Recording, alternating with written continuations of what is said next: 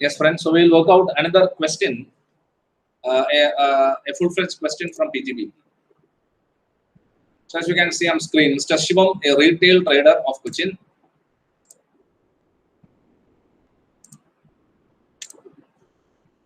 gives you the following trading and P&L account for year ended 31st March 2021. Trading and P&L account for year ended 31st March 21. By sales 1 crore 12 lakh 11,500. By closing stock 186,100. To opening stock 90,000. Purchases 1 crore 10 lakh 4,000. To GP 3 lakh 3,600. By gross profit brought down 3 lakh 3,600. By income from UTI. See, this is to be treated under income from other sources.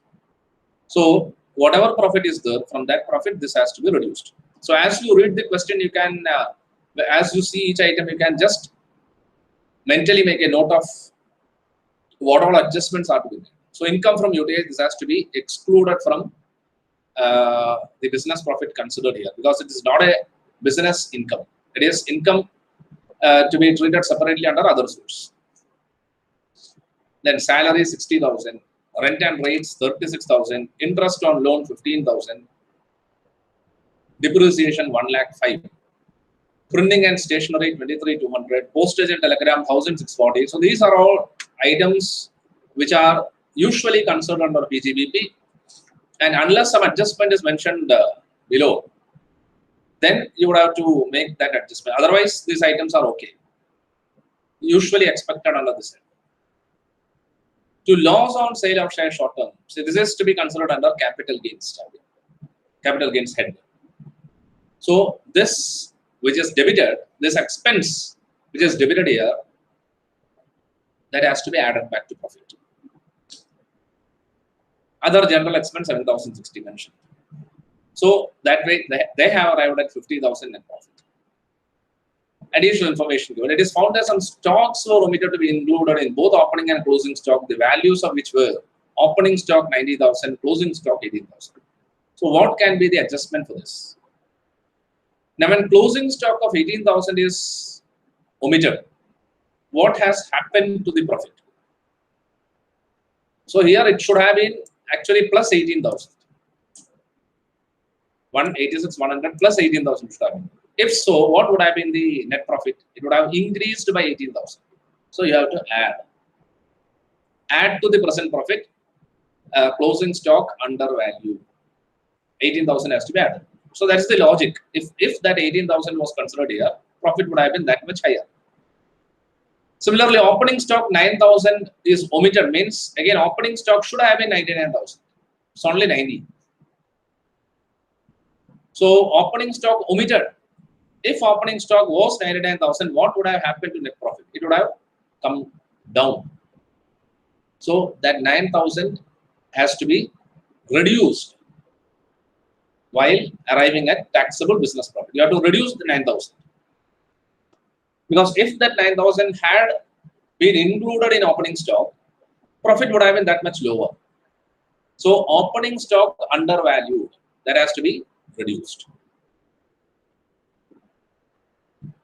Then salary includes 10,000 paid to brother, which is unreasonable to the extent of 2,000. Now when salary is unreasonable,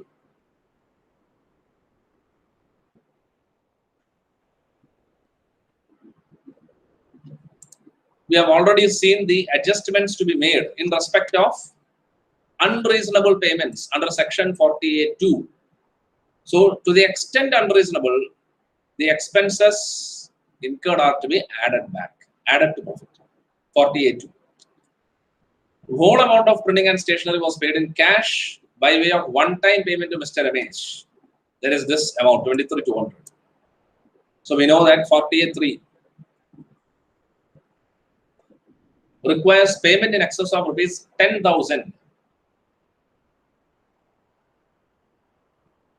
to be made only by account to be check, account by draft, or such other approved electronic clearing schemes and all.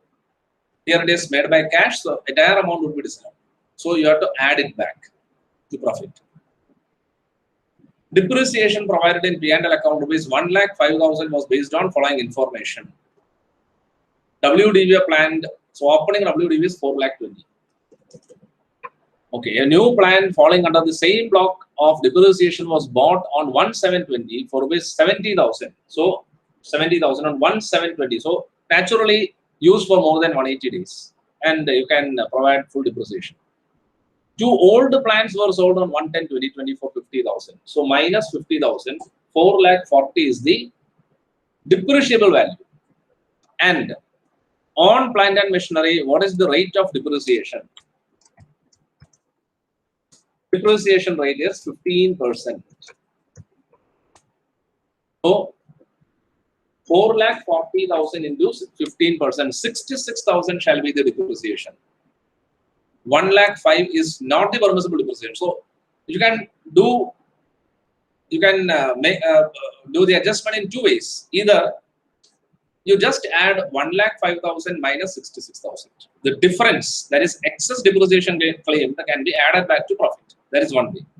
Or you add back 1,05,000 in entirety. That is, whatever depreciation is debited, you just add it back. And actually allowable depreciation, that is in this case 66,000, can be reduced. So that is the way, or that is the method adopted while answering the question that we have adopted. Rent and rates, that is this amount. Rent and rates, 36,000. It includes GST liability of 3,400 paid on 7/4/2021. So what is the impact? Expenses allowable only on actual payment, 43B. But this is paid before due date of filing return as required under 43B. So it is allowable, no question of any disallowance. Other general expense include 2,000 paid as donation to public charitable trust. See, this donation is not allowable as deduction under business income. Rather, it can be claimed under section 80G if permissible, if eligible. 80G deduction can be claimed. So it has to be added back to profit. So you are required to compute profits and gains of Mr. Shivam under presumptive taxation. Then why all these things are given? If you are required to compute income under presumptive taxation, you need just this amount. But in this question, it is mentioned and profits and gains as per normal provisions of the Act. That is why all these details are given. Now, under normal provisions also you have to compute. Assuming he has not opted for provisions of 115 BAC, assume that the whole amount of turnover is received by account paycheck or use of electronic clearing system through bank account in the previous year. Now, what is its relevance? We know that if the turnover is received by prescribed modes, then instead of 8%, 6% presumptive taxation rate only applies under 4480. So this person is eligible for 6% rate for 4480 presumptive tax computation. Okay, so almost as we read the question, we have answered also. Now you have to put it on record, as you say. So let us compute profits and gains of business or provision under normal provisions. Particulars, rupees. So as per P&L, what is the profit now? 50,000. The question is whether this is the taxable business profit. We know that this is not. You have to do some adjustments and arrive at taxable business profit. This is the profit as per your accounts, but this is not the actual business profit as per income tax provisions. We have to arrive at the business profit as per income tax provisions, the amount which will be included in the income file, the return file. So starting point is, of course, this profit, 50,000. Now certain adjustments are to be made to this. Amounts which are debited but not admissible, that is inadmissible amounts, have to be added back based on the data given in P&L and additional information given. And amounts included in credit side like income from UTI, which are not taxable under this head, Now what we are doing now is computing business profit, not total income. Even if it is total income, it is headwise only computation. Still, you have to exclude other the amounts considered to be considered under other heads. So here, income from UTI to be considered under income from other source, that has to be excluded. So we'll see one by one. Inadmissible expenses or losses. Closing stock, we know 18,000 is not included. If 18,000 was included here, profit would have been higher to that extent. So now do that, give effect to that. Add undervaluation of closing stock, 18,000. Then salary paid to brother, which is unreasonable to extent of 2,000. Salary paid to specified persons, 48.2. Brother is specified person. Unreasonable amount is to be added back. Then printing and stationery paid by cash, amount exceeding 10,000, entire amount is allowed, 23,200. Depreciation, you add back whatever depreciation is debited to the annual. And afterwards, we will compute what is allowable depreciation, as we have already done while reading the question. 66,000 is allowable depreciation. We'll show that computation as working mode. So for the time being, you just add back entire depreciation, whatever is debited in the annual. We will reduce whatever is allowable as per Income Tax Act. So depreciation, you just add it back. Short-term capital loss on shares, it is to be considered under capital gains. That is why I have written here capital gains head. To be considered under the head capital gains. That is the exact narration that you have to write. To be considered under the head capital gains. Donation to public charitable trust. Rates and tax include, other general expenses include. 2,000 donation. See, donation to public charitable trust, it is not allowable business expense. 80G deduction can be claimed if eligible. And what about this rates and tax include GST liability? As we know, it is paid. It is paid before due date of filing return.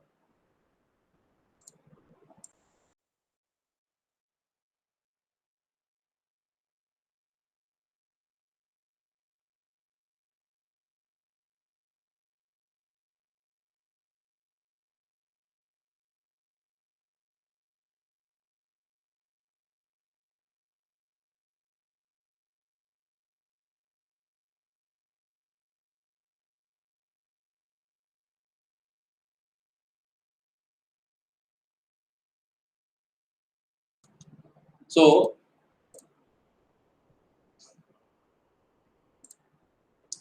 GST liability 3,400 was paid on 7th of April 2021. That is, it is paid before due date of filing return. So, since it is paid before due date of filing return, there is no question of any disallowance. Otherwise, it would have been disallowed as it comes under the ambit of 43B. Certain expenses to be allowed only on actual payment. Okay, so there is no question of any disallowance, but we need to write it as a note, and we'll show it as note as part of the answer. So these are the items to be added back. Now, what about items to be deducted?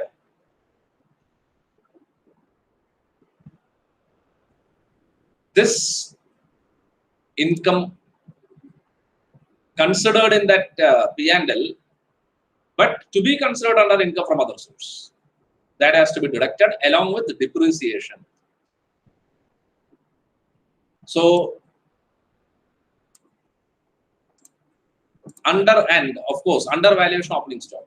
It is the mentioned in question.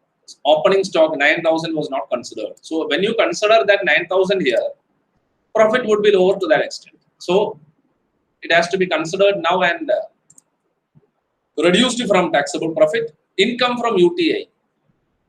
It's chargeable under the income from other source only. 2,400. That also has to be reduced. So you get business income before charging allowable depreciation 1,96,900 and the depreciation to be deducted. Depreciation to be deducted is 66,000 as worked out in working note 1. So we'll see calculation of depreciation. WDV of plant and machinery 4,20,000, cost of plant and machinery 70,000, sale proceeds of assets sold 50,000, WDV of plant and machinery 4,40,000, depreciation 66,000, 15%. Now, Shivam is a retail trader, so there is no question of any additional depreciation, and that is why, just to clarify that, we should write a note: no additional depreciation is allowable as the SSC is not engaged in manufacture or production of the article. Okay, so 66,000 is the allowable depreciation that we have deducted here, and so we arrive at PGBP as per Income Tax Act 1,30,900. That is the business profit as per provisions of Income Tax Act. So this is business profit as per normal provisions, and additionally that GST liability paid on within due date, so no disallowance, that working note also has to be shown. Since GST liability has been paid before due date of filing return of income under section 139(1), the same is deductible. So that is another working note. So that comprehensively completes normal provision based business income. Now, because it is asked in question specifically, you have to compute business income under 44 AD also. And as per 44 AD,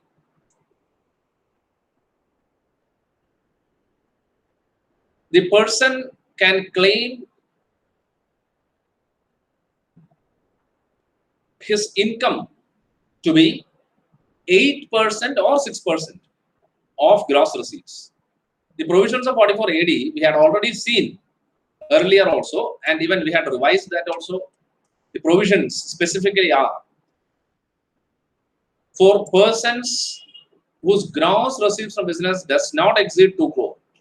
For them, presumptive provision eligibility is there, and here it doesn't exceed 2 crore. And income from business shall be 8% of gross receipts. But if turnover is received in specified modes, as is in this case, income from business shall be 6% of gross receipts. And if that is opted, then there is no question of any kind of other deductions.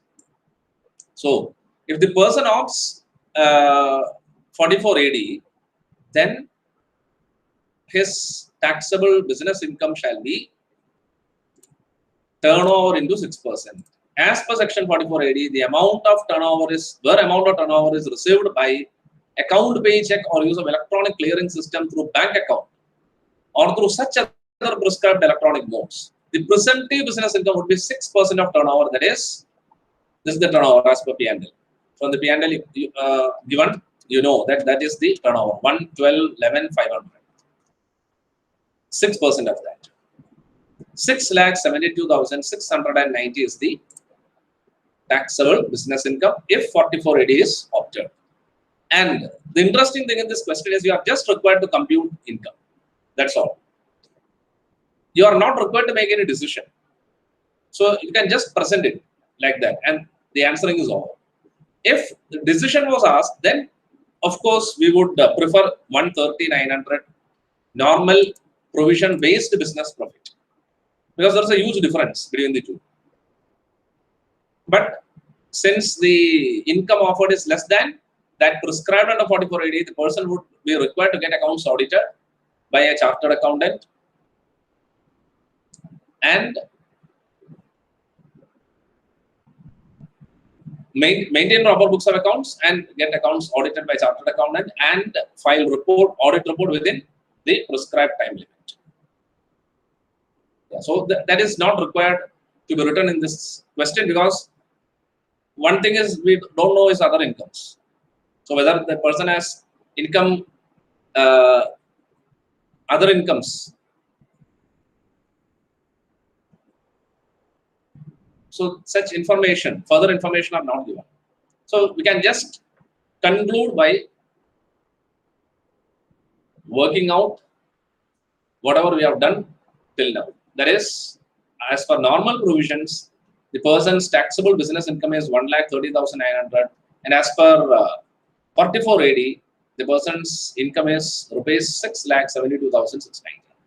That completes the question. There is no decision required in this question.